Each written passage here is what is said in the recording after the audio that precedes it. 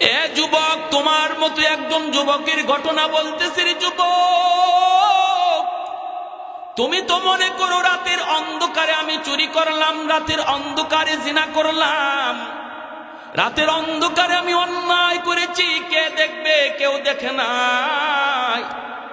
আমাকে কে পায়? আমাকে কে পায়? না না না, কেউ না দেখলেও দেখে আল্লাহ, কেউ না শুনলো শুনে আল্লাহ। ওই যুবক সে কয় না, আমি যাব না, যাব না, যাব না। সন্ধ্যার সময় ওই বৃদ্ধ মানুষটার খুঁজে তার দুইটা সন্তান বাগানের মধ্যে আসলো। বাগানের ভিতরে আইসা ঢুকলো, ঢুকেই দেখি বাবার লাশ পড়া, আর বাবার লাশের পাশে একটা যুবক দাঁড়ায় আছে। আর দেখা যায় পাশে আর একটা উট বাপ তাদের বাগানের ওই জমিতে মরে পড়ে আছে।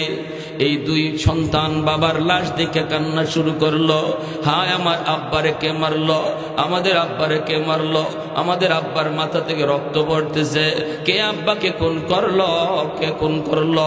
এই বইলা দুই ভাই চিৎকার করে। ওই অবস্থা ওই যুবক কাছে যায় বলতেছে, ভাই রে ভাই, আমি হলাম তোমাদের বাবার খুনি, আমি অপরাধ করেছি, আমি যাই না বুঝে করি নাই, বুঝে শুনে করি নাই, ভুলবশত হয়ে গেছে। এ ভাই একটু খেয়াল করে শোনো, আমার উটটাকে ইনি মারছে, ইনিও জানে না উটটা মরে যাবে, আর আমিও বুঝি নাই ইনি মেরে মরে যাবে। একটা ঘুষি দিছিলাম মনের গুসায়, কিন্তু মাটিতে পড়ে গেছে, মাথাটা পাথরের মধ্যে আঘাত লাগলো, রক্ত বের হয়ে উনি মারা গেল। এ বাপ ভাই ভালো করে শোনো, আমি ইচ্ছা করে মারি নাই, ইচ্ছা করে খুন করি নাই, কিন্তু এরপরও তো খুন হয়ে গেছে, এরপরও তো খুন হয়ে গেছে। চলো আমাকে তোমরা আর এখন খুন কইরো না, যদি তোমরা আমারে মারো তাহলে তোমরাও খুনি হয়ে যাবা। আমি আমার খুন নিজে নিজে স্বীকার করতেছি রে ভাই, চলো আমরা মদিনায় যাই, ওমর ফারুক রাদিয়াল্লাহু তাআলা আনহুর আদালতে যাই, খলিফাতুল মুসলিমিন ওমরের আদালতে আমার যা বিচার হবে আমি মেনে নিব, যা শাস্তি হবে আমি মেনে নিব। তিনজন তারা মদিনায় চলে আসলো। এ যুবক একটু বলো তো দেখি, ওই যুবক যদি খুন কইরা এখান থেকে পালায়া যাইতো, কেউ তারে পাইতো নি? পাইতো? কেউ খুঁজেও পাইতো না, কেউ জানতো না। এই দুই সন্তান আইসা খবরও পাইতো না কে তাদের বাবাকে মারলো, কিন্তু যুবক যায় নাই শুধু কার ভয়ে? আর একটু জোরে, কার ভয়ে? যদি সমাজে প্রতিটা মানুষের অন্তরে এই ভয় জাগ্রত হয়, বিশেষ করে যুব সমাজের অন্তরে যদি এই ভয় জাগ্রত হয়, তাহলে মানুষের চোখে ফাঁকি দিয়েও কোনো যুবক কোনোদিন খুন খারাপি করবে না। আওয়াজ দেয়া বলেন ঠিক কিনা? বাপ মার চোখে ফাঁকি দিয়েও কোনোদিন যুবক অন্যায় করবে না, কারণ সে চিন্তা করবে আব্বার চোখে ফাঁকি দিলাম, মায়ের চোখে ফাঁকি দিলাম, ওস্তাদের চোখে ফাঁকি দিলাম, কিন্তু মালিককে ফাঁকি দিব কেমন করে, আল্লাহর চোখ ফাঁকি দিব কেমন করে? এই কথাটা ভাবলে কোনো যুবক কোনোদিন আড়ালে ও অন্যায় করবে না। মদিনার আদালতে তিনজন হাজির। ওমর ফারুক রাদিয়াল্লাহু তাআলা আনহু, তিনি হলেন মদিনার শাসক। বলুন তো ওমর নরম নাকি গরম? খালি গরম না বেশি গরম? ওমরের নাম শুনলেই শয়তান আরেক রাস্তায় ভাগতো, সব সময় তলোয়ার খোলা থাকতো, খাবের ভিতরে ঢুকাবে বের করবে, এই টাইম ওমরের হাতে ছিলই না। এত গরম। এক লোক কলসের মধ্যে মদ লয়ে যায় আর বাজারে বিক্রি করবে, মনে মনে ভাবে আল্লাহ দুনিয়ার সব মানুষের সামনে আমারে ফালায়ও, কিন্তু উমরের সামনে ফালায়ও না। এমনটা মনে মনে লইয়াছে যাইতেছে। কিন্তু একটা প্রবাদ আছে আমাদের দেশে, জানি না আপনাদের এলাকায় আছে কিনা, কয় যেখানে বাঘের ভয় সেখানে সেখানে রাত হয়। যেখানে উমরের ভয়, ঘটনাক্রমে সেই উমরই তার সামনে। এখন তার হাত পা সহ সব কাঁপতেছে। হায় রে, এখন কি বলি? উমর যদি বলে কলসে কি জবাব দেবো কি?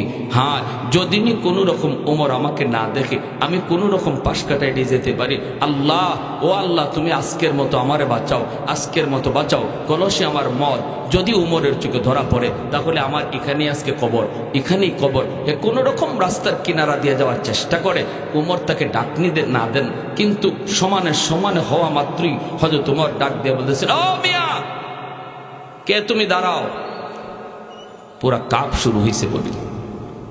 পাশে আসছেন, এসে বলতেছেন, কলসে কি? এখন কি কয়? কলসের মধ্যে তো মদ। যদি বলে কলসে মদ, তাহলে উমরের হাতে তো তলোয়ার খোলা, কল্লা সাথে সাথে আলাদা। কিন্তু সে জবাব তো দেওয়া লাগবে, বাঁচার জন্য বলে কলসের মধ্যে দুধ। কি বলছে? আর মনে মনে ভাবতেছে, মনে হয় দুধ বললে হযরত ওমর আমাকে ছেড়ে দিবে, বলবে ঠিক আছে যাও, আর দেখবেন না, ডাকটা হয়তো তুলবেন না। কিন্তু না, ওমর তো তা করেন নাই। ওমর বলেন, দুধ না অন্য কিছু, ডাকনা সরাও, দেখতে হবে। যেই মাত্র ডাকনা সরানোর জন্য সে হাত দিতেছে, হাত কাঁপতেছে, বডি কাঁপতেছে, পুরো শরীর কাঁপতেছে, ঘেমে যাচ্ছে। আর সে তো ভাবতেছে এখনই আমার শেষ, জীবনের শেষ সময়। আর হাত দেয় আর মনে মনে আল্লাহর কাছে তওবা করে, মালিক, ও মালিক, ও মালিক, জীবনে যা অন্যায় করছি আল্লাহ, আর জীবনে করব না। আল্লাহ, দিলের খবর আল্লাহ জানেনি না জানেন? আল্লাহ, জীবনে এই মদের ব্যবসা করে যা অন্যায় করছি আল্লাহ, তোমার দরবারে খালিস নিয়তে তওবা করলাম, আর আমি জীবনে ব্যবসাও করব না, মদ খাইমো না, মদের ধারে কাছে যাবো না। আল্লাহ, তুমি তোমার উমরের হাত থেকে আমারে বাঁচাও। তার দিলের কথা আল্লাহ শুনে ফেলছেন। সুবহানাল্লাহ, দিলের কথা আল্লাহ শুনে ফেলছেন। হাত বাড়াইতেছে, ঢাকনা সরাবে। হযরত ওমর বলেন, তাড়াতাড়ি করো। কাইপে উঠছে শরীর, ঢাকনাটা সরাইছে। আল্লাহু আকবার। ঢাকনা সরায়া দেখে কলস ভরা মদ, আল্লাহ দুধ বানায়া দিছে। আত-তাইবু মিনাজ যামবি কামান লা যামবা লা। এজন্যই নবী বলেন, তওবাকারীর তওবাকে আল্লাহ এমন ভাবে কবুল করেন যেন তার আমল নামায় কোনো গুনাহ নাই, কোনো গুনাহ নাই।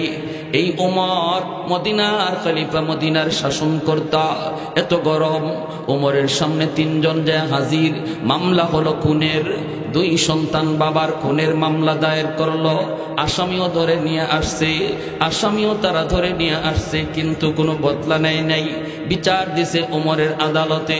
ওমর জিজ্ঞেস করেন, কি খবর? মামলা তো তোমার বিরুদ্ধে খুনের, তুমি বলো কি বলতে চাও? যুবক বলে, সব সত্য, কিন্তু আমি ইচ্ছা করে মারি নাই, ভুলবশত হয়ে গেছে। গুসায় আমি একটা ঘুষি দিছিলাম, ইনি মাটিতে পড়ে গেছে, মাথা ফেটে গেছে, রক্ত বের হয়ে ইনি মারা গেছে। আমি মারবার নিয়তে ঘুষি দেই নাই, গুসা করে আমি আঘাত করেছিলাম, কারণ উনি আমার ওটটাকে মারছে। হযরত ওমর ডাক দিয়া বলেন, বাবা ভালো করে শোনো, যত তুমি ইচ্ছা অনিচ্ছায় বলো না কেন, খুন তো হয়ে গেছে, মানুষ তো মারা গেছে।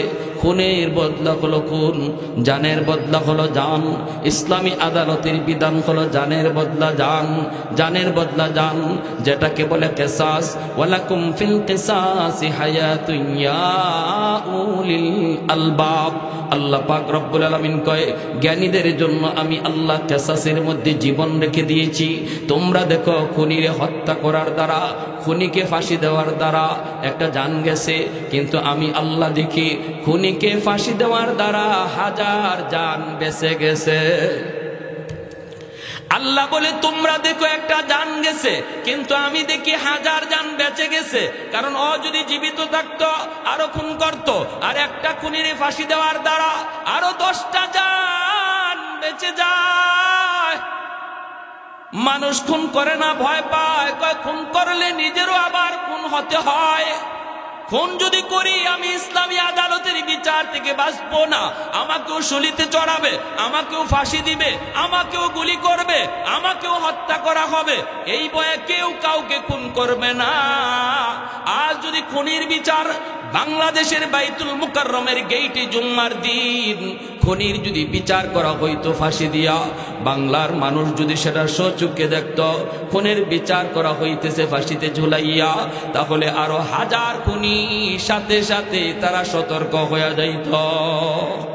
আওয়াজ দেয়া বলেন ঠিক কিনা? এই কথারে আল্লাহ পাক রব্বুল আলামিন বলেছেন।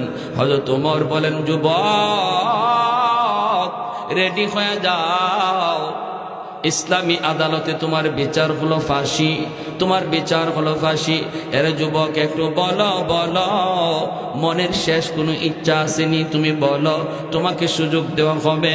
তোমাকে ফাঁসিতে ঝুলানোর আগে মনের কোনো শেষ ইচ্ছা যদি থাকে তুমি বলো, সেটা পূরণ করা হবে। এই কথা বলতেই যুবক বলতেছে, আমিরুল মুমিনিন, খলিফাতুল মুসলিমিন, আমার মনের কোনো বড় আশা কিছু নাই। আমি আল্লাহর আদালতে খুনি হতে চাই না। দুনিয়ার আদালতে আমাকে যদি ফাঁসি করে দেন, ফাঁসিতে ঝুলায় দেন, হাসি মুখে আমি বিচার মেনে নেব, তবু আল্লাহর আদালতে আমি বাঁচতে চাই, বাঁচতে চাই। এই বইরা যুবক রেডি হয়ে গেছে। তখন যুবক বলতেছে, ও আল্লাহর নবীর সাহাবী, আমার একটা মনের ইচ্ছা আছে, একটা মনের ইচ্ছা আছে, শেষ ইচ্ছা। কোন শেষ ইচ্ছা একটু বলো। যুবক বলে, আমার বাড়ি মদিনা থেকে প্রায় 300 মাইল দূর, 350 মাইল দূর। আমার বাড়ির পাশে একটা বাজার, এই বাজারের একজন ব্যবসায়ী ছিল ইহুদি। ওই ইহুদি ব্যবসায়ীর কাছ থেকে আমি কিছু মাল বাকিতে আনছিলাম, মালের টাকা পরিশোধ করতে পারি নাই। এই অবস্থায় আমি আপনার আদালতে খুনির আসামি। যদি ওই হালতে আমাকে ফাঁসি দেওয়া হয় আর ওই ইহুদি বাকি টাকা পরিশোধ করা না হয়, তার ঋণ যদি পরিশোধ করা না হয়, তাহলে ইহুদি বলবে মুসলমান জাতটাই খারাপ, মুসলমান জাতটাই খারাপ, আমার কারণে মুসলিম জাতি তুইলা গালি দিবে। ওগো আমিরুল মুমিনিন, একটু অনুমতি যদি দেন, আমি দ্রুত বেগে বাড়ি যাব, আর যাইয়াই তার ঋণটা পরিশোধ করে আবার দ্রুত মদিনায় চলে আসব। এজন্য রে ভাই, মনে রাখবা, মানুষের হক নষ্ট কইরা কবরে গিয়া নামাজ লইয়াও জান্নাত পাওয়া যাবে না। মানুষের হক নষ্ট কইরা 10টা 20টা হজ লইয়াও জান্নাত পাওয়া যাবে না। প্রতিবেশীর হক, ছোট ভাইয়ের হক, বোনের হক মাইরা, ভাতিজার হক মাইরা যারা কবরে যাইবা, তোমার জীবনের নামাজ রোজা হজ যাকাত লইয়াও জান্নাত পাওয়া যাবে না যদি মানুষের হক মরার আগে পরিশোধ না করো। কারণ এটা হকুল ইবাদ। আল্লাহ হকুল ইবাদের ব্যাপারে কোনো সিদ্ধান্ত দিবেন না। আল্লাহ তার হকের ব্যাপারে তিনি সিদ্ধান্ত জানাবেন। বান্দা তোর এক ওয়াক্ত নামাজ কাজা হয়েছে নে, আমি মাফ করে দিলাম। বান্দা একটা রোজা তোর কাজা হয়েছে নে, মাফ করে দিলাম। কিন্তু অমুকের টাকা মারছ, অমুকের জমি তুমি দখল করে নিয়ে আসছ, এই ব্যাপারে আমি আল্লাহ কিছু জানি না, এটা তার মামলা, তুমি তার কাছ থেকে মামলার রায় নাও। মার হক নষ্ট করেছ, মার সেবা করো নাই। বাবার হক নষ্ট করেছ, বাবার সেবা করো নাই। ছোট ভাইয়ের সম্পদ তুমি আত্মসাৎ করেছ, আমি আল্লাহ এই ব্যাপারে কিছু জানি না। বান্দা তোর হজ, তোর নামাজ, তোর রোজা, তোর কোরআন তেলাওয়াত, তোর জিকির, এগুলাই কয় তুই জান্নাতে যাইবি, তোর জান্নাতে যাওয়ারই কথা। কিন্তু ওই মামলাগুলি আগে তুই ডিসমিস কর। মানুষের মামলাগুলি ডিসমিস কইরা নামাজ লইয়া তুই জান্নাতে যা। মানুষের মামলা ডিসমিস কইরা তুই তোর হজ লইয়া জান্নাতে যা। মানুষের মামলা ডিসমিস কইরা তুই তোর তাসবিহ তাহলিল লইয়া জান্নাতে যা। কিন্তু ওই দিন হাসরের ময়দানে কেউ কাউকে মাপ দিবে না। মা সন্তানকে মাপ দিবে না, বাবা সন্তানকে মাপ দিবে না, ছোট ভাই বড় ভাইকে মাপ দিবে না। কেমন করে মাপ দিবে? ভাই ভাইয়ের পরিচয় দিবে না, সন্তানের পরিচয় মায় দিবে না। ইয়াউমা ইয়াফিরুল মারউ মিন আখিহি ওয়া উম্মিহি ওয়া আবিহি ওয়া সাহিবাতিহি ওয়া বানিহি লিকুল্লি ইমরিইম মিনহুম ইয়াউমাইযিন শা'নুন ইউগনিহি। আল্লাহ পাক বলে, সবাই শুধু নিজেকে বাঁচার ফিকির করবে, নিজে বাঁচার চিন্তা করবে, নিজে বাঁচার চিন্তা করবে, নিজে বাঁচার চিন্তা করবে, কেউ কারো দিকে নজর দিবে না। ভাইরা বন্ধুরা, এজন্য রে ভাই মনে রাখবা, মনে রাখবা, আল্লাহর আদালতে মানুষের মামলা লইয়া কেউ উঠবেন না। আল্লাহর দোহাই, মৌতের আগে আগে মানুষের মামলাগুলা দুনিয়াতে ডিসমিস করেন। যুবক বলতেছে, ওগো আমিরুল মুমিনিন, একটু অনুমতি যদি দিতেন, আমি দ্রুত বাড়ি যাব, যাইয়েই তার হকটা আমি পরিশোধ করব, ঋণটা পরিশোধ করে আমি দ্রুত চলে আসব, দেরি করব না বিন্দু। হযরত আমিরুল মুমিনিন ওমর ফারুক রাদিয়াল্লাহু তাআলা আনহু বলতেছেন, এ যুবক, তুমি এমন কি বললা? এই কথা কেমন করে আমরা বিশ্বাস করব? তুমি বাড়িতে যাইবা, আবার বাড়ি থেকে ফিরে আইবা ফাঁসিতে ঝুলার জন্য, এটা কে বিশ্বাস করবে?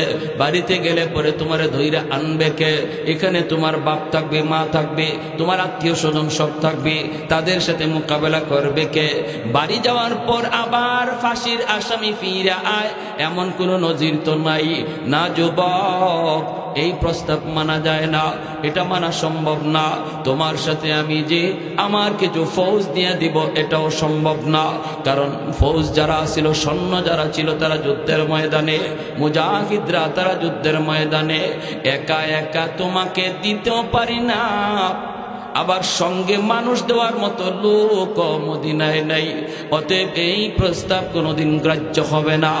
যুবক ডাক দিয়া কয়, গো আল্লাহর ওলি, তাহলে আমি রেডি, আমি রেডি, আমাকে ফাঁসিতে ঝুলায় দেন, ঝুলায় দেন। আমিরুল মুমিনিন হযরত ওমর ডাক দিয়া বলতেছে, যুবক, একটু সুযোগ তোমাকে দিলাম, বলো মদিনায় তোমার কোনো আপন বলতে কেউ আছে কিনা? মদিনায় তোমার বন্ধু বান্ধব বলতে কেউ আছে কিনা, যারে তুমি নিজের পক্ষ থেকে জামিন রেখে যাইবা? জামিন যদি তুমি ফিরে না আসো, তোমার বদলা যে জামিন হবে তারে আমরা ফাঁসিতে ঝুলাবো। শুধু একটা সুযোগ আছে রে যুবক, একটা সুযোগ শুধু আছে, দেখো তোমার পক্ষে কেউ জামিন হবে কিনা। এমনি যুবক, আল্লাহর নবীর সাহাবী, ওগো নবীর সাহাবী, এটা কেমন করে সম্ভব? মদিনায় আমার আপন বলতে কেউ নাই, আত্মীয় স্বজন বলতে কেউ নাই, বন্ধু বান্ধব মদিনায় আমার কেউ নাই, অতএব আমার পক্ষে কেউ জামিন হবে না, কেউ আমার পক্ষে জামিন হবে না। অতএব আমি রেডি, আমাকে ফাঁসিতে ঝুলায় দেন। শুধু মৃত্যুর পর আমার দেহটাকে আমার মার কাছে পৌঁছে দিন, আমার দেহটা আমার আব্বার কাছে পৌঁছে দিন।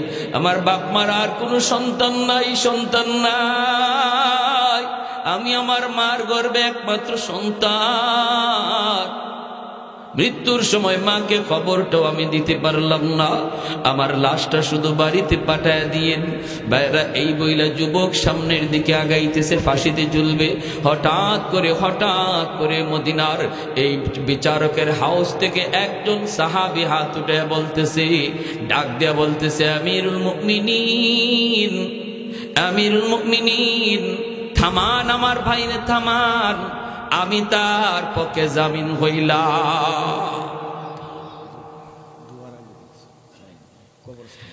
আমিরুল মুমিনিন, আমিরুল মুমিনিন, আমি আমার ভাইয়ের পক্ষে জামিন হলাম, জামিন। কে সেই সাহাবী যিনি জামিন হতে চায়? এই যুবকের সাথে তার কিসের সম্পর্ক? মদিনার মানুষ সবাই অবাক, অবাক। ইনি কে, ইনি কে? আমিরুল মুমিনিন উমর। তাকে দেখেন, ইনি সাধারণ কোন সাহাবী নন, আমার নবীর হাতে গড়া একজন বড় সাহাবী, যার নাম হলো আবু যর গিফারি রাদিয়াল্লাহু তাআলা আনহু। জোরে বলি সুবহানাল্লাহ। হযরতে আবু যর গিফারি খাদেমে খায়রুল বশর, হযরতে আবু যর গিফারি खादिमे खैरुल बशर, खिदमतों में जिंदगी भर ना बनाया अपना घर, खिदमतों में जिंदगी भर ना बनाया अपना घर। সেই আবু যর গিফারি রাদিয়াল্লাহু তাআলা আনহু যখন এই প্রস্তাব দিয়া বসলেন, আমিরুল মুমিনিন হযরত ওমর ডাক দিয়া বলে, আবু যর কেমন করে তুমি এই প্রস্তাব দিলা? ও আবু যর, তুমি কি কোনো গ্যারান্টি দিতে পারবা যুবক আসবে কি আসবে না? এই যুবকের সাথে তোমার কিসের সম্পর্ক? আবু যর গিফারি তখন বলতেছে, নগো আমিরুল মুমিনিন, যুবকের সাথে আমার কোনো রক্তের সম্পর্ক নাই, রক্তের কোনো সম্পর্ক নাই, কিন্তু মায়ার নবী দয়ার নবী রওজার দিকে আঙ্গুল দিয়া বলতেছেন, ওই রওজাওয়ালার পবিত্র জবানে আমি বহুবার শুনছি, মুসলমান মুসলমানের ভাই, অতএব মুসলমানের সাথে মুসলমানের সম্পর্ক ঈমানের সম্পর্ক। আমার এই ভাইয়ের সাথে রক্তের সম্পর্ক নাই, কিন্তু সম্পর্ক আছে ঈমানের সম্পর্ক। আর নবী বলছেন, রক্তের সম্পর্কের চেয়ে ঈমানের সম্পর্ক বেশি গভীর। রক্তের সম্পর্কের চেয়েও ঈমানের সম্পর্ক বেশি গভীর। এজন্য আমি রাজি, আমার ভাইকে তার ঋণ পরিশোধ করতে পাঠায় দেন। যদি সে টাইম মতো না আসে, হাসি মুখে আমি ফাঁসিতে ঝুলব। আল্লাহু আকবার। মদিনার মানুষ সব অবাক হয়ে গেল, নিস্তব্ধ হয়ে গেল, পুরা হাউস নিস্তব্ধ হয়ে গেল। এইবার আমিরুল মুমিনিন হযরত ওমর ডাক দিয়া বলতেছেন, যুবক যাও, তোমার জামিন পাওয়া গেল, যাও, তোমাকে একটা দ্রুতগামী ঘোড়া দেওয়া হলো, এই ঘোড়া দৌড়ায় তুমি দ্রুত যাইবা। আগামী মাসের পহেলা জুম্মা, আগামী মাসের প্রথম জুম্মা, এই জুম্মার আজানের আগে আগে তুমি মদিনায় পৌঁছবা। তোমাকে দেওয়া হলো টাইম, যাও, তুমি যাও, সময় টাইমটা দিয়া দিলেন। যুবক দেরি করলো না, তাড়াতাড়ি করে ঘোড়ার পিঠে ওইটা যুবক রওনা দিয়া দিল বাড়ির দিকে। দ্রুত বেগে যুবক বাড়িতে যায় বসলো। পয়সাই মার কাছে গেল, বাবার কাছে গেল, যাইয়া কথা নাই কম কথা, অল্প সময়ের ভিতরে যুবক বাজারে গেল, যাইয়া ইহুদির এই ঋণটা পরিশোধ করলো। বাইরে তোমার ঋণগুলি নেও, তোমার ঋণগুলি নেও। এরপরে দ্রুত আবার মার কাছে আসলো, বাবার কাছে আসলো। মায়ের জিগায়, বাবা কি হয়েছে বল, মনটা এত পেরেশান কেন, চেহারাটার মধ্যে এত আতঙ্ক কেন? যুবক বলতেছি, মা গো, ও মা, মা আমাকে জীবনের শেষ বিদায়টা দিয়ে দাও, শেষ বিদায় আমাকে দিয়ে দাও। আব্বা আমাকে জীবনের শেষ বিদায়টা দিয়ে দাও, আমি তোমাদের ঋণ শোধ করতে পারি নাই। মা দুধের দাবিটা তুমি রাখো না। বাবা আর জীবনে আব্বাকে ডাক দিতে পারবো না। মা জড়ায় দুইরা কান্দে আর কই, বাবা কি হয়েছে বল বল বল। যুবক কান্দে আর কয়, মা মদিনার আদালতে আমার বিরুদ্ধে মামলা, তাও সাধারণ মামলা নয়, খুনের মামলা। তোমার সন্তান খুনি, রায় হয়ে গেছে মদিনার আদালতে, উমরের আদালতে আমার ফাঁসি। মা গো, আমি ইচ্ছা করে মারি নাই গো মা। মা তোমার সন্তান, তুমি তো জানো ইচ্ছা করে কাউকে খুন করতে পারে না। আমি তো তোমাদের সন্তান, আমি তো অন্যায় জীবনে কোনোদিন করি নাই গো মা। এই হলো ঘটনা, এই কারণে আজকে আমি মদিনার আদালতে খুনির আসামি, রায় হয়েছে ফাঁসি। আমাকে একটু সুযোগ দেওয়া হয়েছে। নবীর একজন সাহাবী জামিন হয়েছে গো মা, জামিন হয়েছে, যার সাথে আমার কোনো সম্পর্ক নাই, আমার কোনো রক্তের সম্পর্ক কিছুই নাই, কিছুই নাই। উনি আমার পক্ষে জামিন হওয়ায় আমি সুযোগ পেয়েছি ওই ইহুদির ঋণটা পরিশোধ করার জন্য। মা গো, আমাকে দেরি কইরো না। যদি আমি টাইম মতো পৌঁছতে না পারি, তাহলে আমার ওই ভাইকে ফাঁসি দেওয়া হবে। মা গো, বিদায় দাও। মা শেষবারের মতো সন্তানের কপালে চুমু খায়। দেখেন কেমন মা, কেমন বাবা। বাবাও কয় না, বাবা তুই আর যাইস না। মাও কয় না, বাবা তুই আর যাবি না। দেখি কে আসে তোরে নেওয়ার জন্য। এই ছিল নবীর যুগে, নবীর সাহাবায়ে কেরামের যুগে মানুষের অন্তরে আল্লাহর ভয়। নিজের জীবনের চিন্তা বড় নয়, দুনিয়ার বাঁচার কথাটা তারা বড় মনে করে না, আল্লাহর দরবারে বাঁচাটাকেই বড় মনে করে। দুনিয়ার মুক্তিটারে তারা বড় মনে করতেন না, আল্লাহর দরবারে মুক্তিটাকেই তারা বড় মনে করতেন। সর্বদা আল্লাহর কাছে মুক্তি পাওয়ার আশায় তারা হাঁটতেন।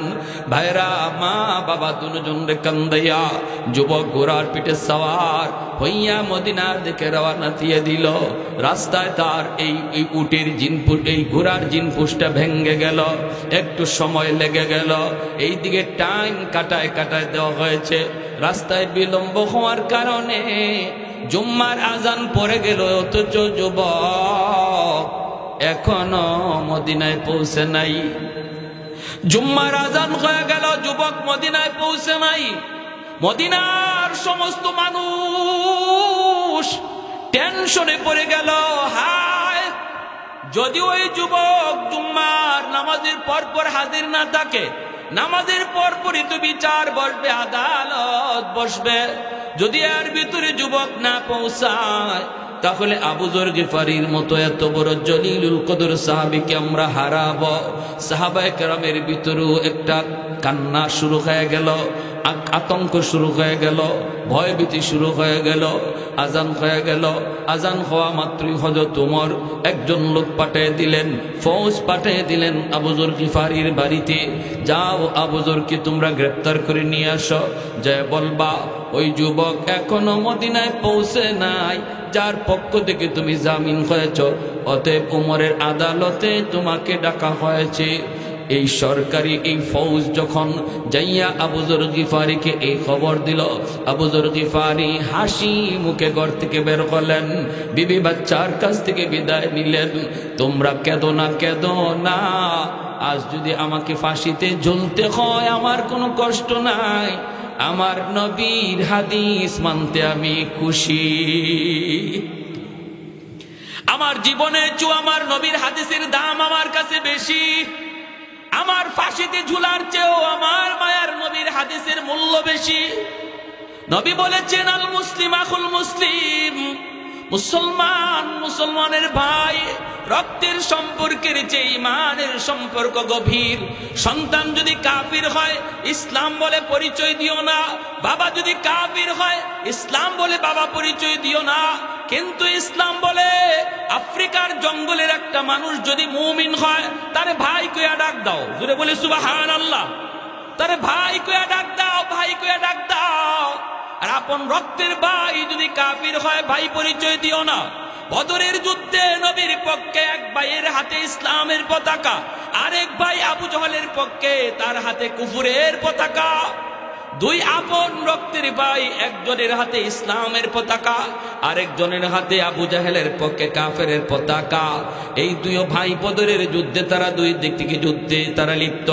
আবু বকর সিদ্দিক আমার নবীর পক্ষে, আবু বকর সিদ্দিক রাদিয়াল্লাহু তাআলা আনহুর সন্তান আবু জাহেলের পক্ষে। বদরের ময়দান বাপ বেটার যুদ্ধ, ভাইয়ে ভাইয়ে যুদ্ধ, চাচা ভাতিজার যুদ্ধ। আমার নবী একদিকে, নবীর আপন চাচা হযরত আব্বাস রাদিয়াল্লাহু তাআলা আনহু, ইনি আবু জাহেলের পক্ষে। এজন্যই হযরত আবু বকর সিদ্দিক রাদিয়াল্লাহু তাআলা আনহুর সন্তান পরে যখন কালেমা পড়ে মুসলমান হয়েছেন, ইনি বলতেছেন, আব্বা বদরে তো আমি আপনার বিপক্ষে ছিলাম, আব্বা বদরের ময়দানে আপনি 3 বার আমার সামনে পড়ছেন, কিন্তু আমি তলোয়ার চালাই নাই। আবু বকর সিদ্দিক বলে, কেন তুই তলোয়ার চালাইলি না? কয়, আব্বা আপনি আমার আব্বা, এজন্য তলোয়ার চালাই নাই।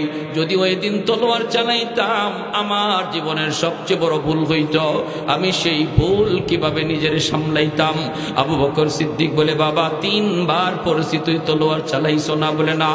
এইবার সিদ্দিক বলে, তাহলে শুন বাবা, আমি আবু বকরের কথা শুন, আমার কথা শুন, আমার কথা শুন। বদরে যদি তুই একবার আমার সামনে পড়তি, একবার, আমি আল্লাহকে দেখাইতাম, মালিক সন্তানের চেয়েও আমি তোমাকে বেশি ভালোবাসি, এক কোবে তোমারে আলগা করে দিতাম। কারণ আল্লাহর মহব্বত আমার কাছে বেশি, সন্তানের চেয়ে, বাবার চেয়ে, ভাইয়ের চেয়ে। আবু যর গিফারি কয়, তোমরা কেঁদো না, কেঁদো না, আমাকে হাসি খুশি মদিনার আদালতে যেতে দাও। জুম্মার নামাজ হয়ে গেল, মদিনার ছোট বড় নারী পুরুষ সবাই মসজিদে নববীতে চলে আসলো। সবার শুধু কান্না আর কান্না। আজ আবু যর গিফারিকে ফাঁসিতে ঝুলানো হবে। এক খুনির পক্ষে জামিন হওয়ার কারণে মহিলাও কান্দে, পুরুষও কান্দে, যুবক কান্দে, ছোট ছোট বাচ্চারাও কান্দে। ভাইরা, ওই অবস্থায় জুম্মার নামাজ শেষ হওয়ার পর হযরত ওমর ফারুক রাদিয়াল্লাহু তাআলা আনহু আদালতের বিচারকের আসনে বসলেন। এই অবস্থায় হযরত ওমর ডাক দিয়া বলে, আবু যর, যার পক্ষে জামিন হয়েছ সে কিন্তু এখনো আসে নাই। অতএব মামলার রায় হলো তোমাকে ফাঁসিতে ঝুলানো হবে। তুমি কি প্রস্তুত? আবু যর গিফারি হাসি মুখে কয়, আমিরুল মুমিনিন, আমি হাসি মুখে রাজি। আবু যর গিফারি হাসে, কিন্তু মদিনার সব মানুষ কান্দে, আর সবাই কান্দে, আবু যর গিফারি হাসে। সামনের দিকে আগান, সামনের দিকে আগান, আবু যর গিফারি সামনের দিকে আগান। জল্লাদকে হযরত ওমর বলতেছে, জল্লাদ যাও, যাও, তুমি যে রশি লাগাও। মদিনার মানুষ দেখতেছি এই জল্লাদ জীবনে কাউকে ফাঁসিতে ঝুলাইতে কোনোদিন একটুও দরদ দেখায় না, মদিনার জল্লাদ। কিন্তু আজকে ওই জল্লাদ যখন আবু যর গিফারির দিকে আগায়, চোখ থেকে দর দর করে পানি পড়তেছে। এক কদম আগায়, দুই কদম পিছনে যায়। এমনকি খলিফাতুল মুসলিমিন হযরত ওমর নিজেও চোখের পানি মুছতেছে। কারণ আবু যর গিফারি তো সাধারণ কোনো সাহাবী না, আমার নবীর অত্যন্ত প্রিয় একজন সাহাবী, অনেক বড় একজন উঁচু মাপের সাহাবী। মদিনার মানুষ রাস্তার দিকে তাকায়, আবু যর গিফারি রশির কাছাকাছি। হঠাৎ করে একজন ডাক দিয়া কয়, জল্লাদ থামো, থামো, ওই যে দেখা যায় মদিনার ধুলাবালি উঠতেছে, মনে হয় কোনো একটা ঘোড়া দ্রুত বেগে আসতেছে, একটু অপেক্ষা করো, অপেক্ষা করো। অল্প সময়ের ভিতরে দেখা গেল যুবক আইসা হাজির। আল্লাহু আকবার। ওই যুবক আইসা হাজির, একদম আদালতের ভিতরে ঢুইকা আগেই মাপ চাইতেছে, আমিরুল মুমিনিন, আমি নামাজের আগে পৌঁছতে পারি না, এই রাস্তায় আমার এই গোড়ার জিনপুষটা ভেঙ্গে গেছিল, এজন্য একটু বিলম্ব হয়ে গেছে, মাপ চাই। আমার ভাইরে আপনি তাড়াতাড়ি এই আসন থেকে, এই জায়গা ফাঁসির মঞ্চ থেকে নামায় দেন, আমাকে ফাঁসির মঞ্চে আপনি তুইলা দেন। আমি ঋণ পরিশোধ করে আসছি, আমার আব্বা আম্মার কাছ থেকে চির বিদায় নিয়ে চলে আসছি, আমার মনে আর কোনো কষ্ট নাই, চিন্তা নাই, কোনো ধরনের কোনো দাবিও নাই, এখনই আমাকে ফাঁসিতে ঝুলায় দেন। সবার মুখে হাসি, সবার মুখে হাসি। আবু যর গিফারি তিনাকে নামায় দেওয়া হলো। এইবার যুবক জল্লাদে উঠতেছে, ফাঁসির মঞ্চে উঠতেছে। আবার মদিনার মানুষের আবার রং পরিবর্তন হয়ে গেল, সবার ভিতরে আবার একই চিন্তা জাগলো, এটা কেমন যুবক রে, এ কেমন যুবক, যেই যুবক বাড়িতে যাওয়ার সুযোগ পাইল, বাপ মার কাছে যাওয়ার সুযোগ পাইল, পাড়া প্রতিবেশী আপনজন সবার কাছে যাওয়ার সুযোগ পাইল, সেই সুযোগটারে কাজে না লাগাইয়া ফাঁসিতে ঝোলার জন্য আবার নিজেই চলে আসলো। এত সাধারণ কোন যুবক নয়, সাধারণ কোন যুবক নয়। মদিনার মানুষ আবার তারা কান্না শুরু করলো। এইদিকে দুই ভাই যারা বাবার খুনের বাদী, এই দুই ভাই তাকায়া দেখতেছে মদিনার মানুষের কান্না। এই দুই ভাইয়ের চোখ দিয়েও তখন পানি ঝরতেছে। এরাও ভাবতেছে, হায়, এমন যুবক ইচ্ছা করে আমার আব্বারে খুন করতে পারে? ইচ্ছা করে এই যুবক খুন করে নাই, খুন করে নাই, প্রমাণ হয়ে গেছে। কারণ যে বাড়ি যাওয়ার পর আবার দ্রুত বেগে চলে আসছে, ইচ্ছা করে খুন হয় নাই, খুন হয় নাই। হায় হায়, তাহলে তো আমরা আর এই মামলা আমরা আর এখনো রাখতে পারি না। সাথে সাথে দুই ভাই ডাক দেয়া কয়, জল্লাদ, জল্লাদ, থামো, থামো, আমাদের ভাইরে আর ফাঁসি দেওয়া লাগবে না, আমাদের বুঝ হয়ে গেছে, আমাদের এই ভাই আমার আব্বারে ইচ্ছা করে খুন করে নাই, অতএব তোমরা ফাঁসি থেকে নামায় দাও। আজ থেকে আমরা দুই ভাই না, আমরা আরেক ভাই মিলে হলাম তিন ভাই। এই ভাইরে লয়ে গেছে মায়ের কাছে, গিয়া বলতেছে, আম্মা, আজ থেকে তোমার আরেকজন সন্তান, 2 সন্তান ছিল, 2 ছেলে আর 1 ছেলে, আমরা হলাম 3 ছেলে। এই হলো একটা ঘটনা, সংক্ষিপ্ত একটা ঘটনা শুধু শোনাইলাম। নবীর যুগে, নবীর সাহাবীদের যুগে যুবক, একজন যুবক, যেই যুবক নবীর সাহাবী ছিল না, কিন্তু কি পরিমাণ ভয় তার অন্তরের ভিতরে ছিল। এই যেই যুবক যৌবনে আল্লাহর এরকম ভয় অন্তরে নিয়ে যৌবনটা পার করবে, আল্লাহ পাক বলে যৌবনেই তার নাম ওলির খাতায় লেখা হয়। আর বৃদ্ধ বয়সে এবাদত যৌবনে যা করছিল, এটা যদি বৃদ্ধ বয়সে নাও করতে পারে, আল্লাহ তার এবাদতের পেনশন দান করে। যে আমল যৌবনে জারি ছিল, এটাই আল্লাহ বৃদ্ধকালে জারি রেখে দেয়, আমলের ভিতরে জারি রেখে দেয়। তাহলে বলুন, আমরা যারা এখানে এখনো গায়ে শক্তি আছে মসজিদে যাওয়ার, যদি এখনো মসজিদে রীতিমতো যাই, যেই সময়ে মসজিদে যাওয়ার শক্তি থাকবে না, ঘরে নামাজ পড়তে হবে বসে বসে, তখন মসজিদের জামাতের সওয়াব আল্লাহ ঘরে বইসা নামাজ পড়লেও দান করবে। মসজিদে যাওয়ার দরকার আসেনি না নাই? কোরআন তেলাওয়াতের দরকার আসেনি না নাই? হ্যাঁ, শক্তি যতদিন আছে এতদিন শক্তিটারে আল্লাহর পথে কাটাও। যেই বয়সে শক্তি থাকবে না, আল্লাহ তোমাকে এই আমল না করলেও সওয়াব জারি রাখবে। সূরা 3 পয়রা দেখেন, তাফসীর খুলে দেখেন, আয়াতের তরজমাটাও যদি করেন তাও পারবেন। ইল্লাল্লাযীনা আমানু ওয়া আমিলুস সালিহাত ফালাহুম আজরুন গায়রু মামনুন। আল্লাহ আমাদের সবাইকে গায়ে যতদিন শক্তি আছে ততদিন পর্যন্ত আল্লাহর হুকুম ঠিকমতো মাইনা চলা। উঠবেন না, মুনাজাত করব। মুনাজাত এবাদতের মগজ, এবাদতের মগজ। কষ্ট করে ওয়াজ শুনলাম সেই সন্ধ্যা থেকে, এখন যদি মুনাজাত না করি যেন আমি মগজ হারাইলাম। সবাই একটু মনোযোগ দিয়ে বসেন।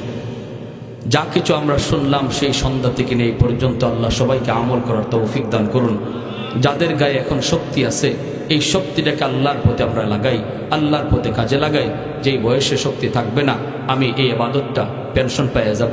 আল্লাহ আমাদের সবাইকে কথাগুলো বুঝার এবং এর উপরে আমল করার তৌফিক দান করুন। বিশেষ করে যে যুব সমাজ আজকে এত সুন্দর আয়োজন করলো, এই যুবকগুলি তাদের গোটা যৌবন কালটাকে যেন আল্লাহর গোলামিতে কাটাইতে পারে, আল্লাহর মর্জি মোতাবিক যেন তারা চলতে পারে, সেই দোয়া আমরা তাদের জন্য করি। হুজুর বলছেন যে সগীরা রব্বিরহামহুমা কামা রব্বায়ানা সগীরা। রব্বুল আলামিন, আল্লাহ কুদরতি নজরে, মায়ার নজরে একটু তাকাও। গভীর রাত পর্যন্ত তোমার বান্দারা বসে বসে তোমার কথা, তোমার হাবিবের কথা মনোযোগ দিয়ে শুনতেছে গো আল্লাহ। আমলখানা যদি পছন্দনীয় হয়, এর উসিলায় জীবনের সব গুনাহ খাতা মাফ করিয়া দাও। যারা হাত বাড়াইছি মালিক, জানি না কার জানি আমার মতো মা দুনিয়ায় নাই, কার জানি আদরের বাবা দুনিয়ায় নাই। আয় আল্লাহ, যেই মা একাধারে 10 মাস 10 দিন পেটে রাখলো, মার পেটে লাথি দিয়েছি, কত আরামের ঘুম হারাম করে দিয়েছি। মা খাইতে বসছে, কলিজায় লাথি মারছি, মা খানা থইয়া উঠে গেছে। বাবা পাশের রুমে যায় জিগায়, কি হইছে গো, খানা খাইবা না? মা চোখের পানি মুছে কয়, কিছু হয় নাই, তুমি খাও, আমি পরে খাবো। তবুও বাবার কাছে নালিশ দেয় না, বাবার কাছে নালিশ দেয় না। তোমার সন্তান পেটে দেখে আমার কলিজায় লাথি মারছে। যে মা শীতের দিনে ভিজা বিছানায় শুইছে, আমি প্রস্রাব করে বিছানা ভিজায় দিছি, মা ভিজা বিছানায় শুইয়া আমাকে বুকে রাইখা সারা রাত কাটায় দিছে গো আল্লাহ। আমি ঘর থেকে রাগ করে বের হয়ে গেছি, সবাই ঘুমায় পড়ছে, কিন্তু মা ঘুমায় না। পিছনের দরজা দিয়া গভীর রাতে আম্মা কইয়া ডাক দিতে দেরি হয়, মার দরজা খুলতে দেরি হয় না। মাগো, তুমি এখনো বুঝি ঘুমাও না? মা কয়, বাজান, তোমারে বাহিরে রেখে আমি মা কেমনি ঘুমাই? এখনো সন্তান যদি শহর থেকে বাড়িতে আসার খবর দেয়, মা সন্তানের চেহারা না দেখা পর্যন্ত সারা রাত জায়গা থাকে। এমনও মারে তুমি কবরে মাইরো না, এমনও মারে তুমি আযাব দিও না। ও মালিক, সন্তান মার কবরের পাশ দিয়া চইলা যায়, মা রুটা ডাইকা ডাইকা কয় বাজার, কবরখানা দিকেও কি মার কথা ইয়াদ হয় না? কবরখানা দিকেও কি ইয়াদ হয় না? ইয়াদ হয় না। একবার সূরা ফাতিহা, 3 বার সূরা ইখলাস পড়ো বাবা, আল্লাহ তোমার মার কবরখানাকে জান্নাতের বাগান বানায় দিবে। বাবার কবরে পার দিয়ে কত ছেলে গান গায়ে চইলা যায়, দিনের বোঝ না থাকার কারণে।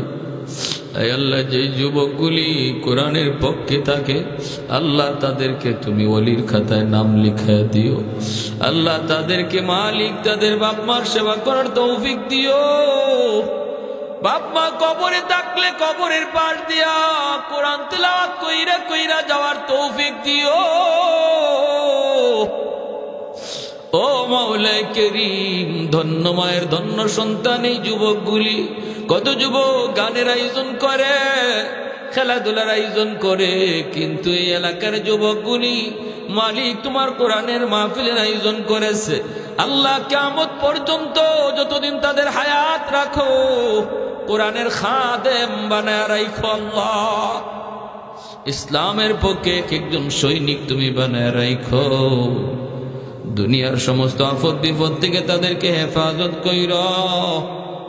আয় আল্লাহ, ডাইনে বামে যত মুর্দেগান কবরে শুয়ে আছে গো আল্লাহ, কতজনের বাবা মা, কতজনের বড় ভাই, কতজনের দাদা দাদি, নানা নানি, কত মায়ার মানুষ নিজের হাতে তারা কবরে এখানে শুয়ে রাখছে। যারা একদিন এই রাস্তা দিয়ে হাঁটতো, এই ঘরে ঘুমাইতো, এই মসজিদে নামাজ পড়তো,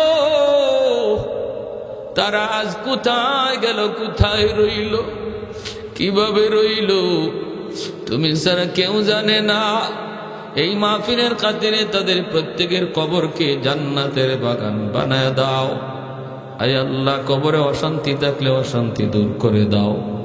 আয় আল্লাহ, এলাকার ভিতরে যত মুরব্বী আছে আল্লাহ, তুমি তাদের হায়াতে বরকত দাও, যুবকগুলির হায়াতে বরকত দাও, সামনের জীবনের সমস্ত বাধা তুমি দূর করে দাও। আয় আল্লাহ, লেখাপড়ায় বরকত দাও, ব্যবসা বাণিজ্যে বরকত দাও, অসুস্থ যারা আছে আল্লাহ সুস্থ করে দাও। বাপ মা যাদের জীবিত হায়াতে বরকত দাও, সেবা করার তৌফিক দাও। যেই সন্তান বুঝে না, মারে কষ্ট দেয়, বাবারে কষ্ট দেয়, আল্লাহ তুমি তাকে সহি বুঝ দাও, বুঝ দাও। বাপ মার মন খুশি করার তৌফিক দাও। আয় আল্লাহ, আয় মাওলা, আমার মা বোনদেরকে মাফ করে দাও। এই এলাকার প্রতিটা মা বোনকে খাঁটি পর্দা নিশিন বানাও। আল্লাহ, কোরআন তেলাওয়াতকারিনী বানাও।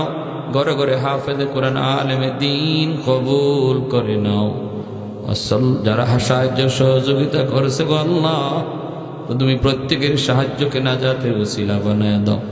আগামী বছর এই কোরআনের মাহফিলে আমরা যারা আজ বসলাম, আগামী বছরও বসার, আয় আল্লাহ, বসার জন্য নেক হায়াত সবাইকে বাড়ায় দাও।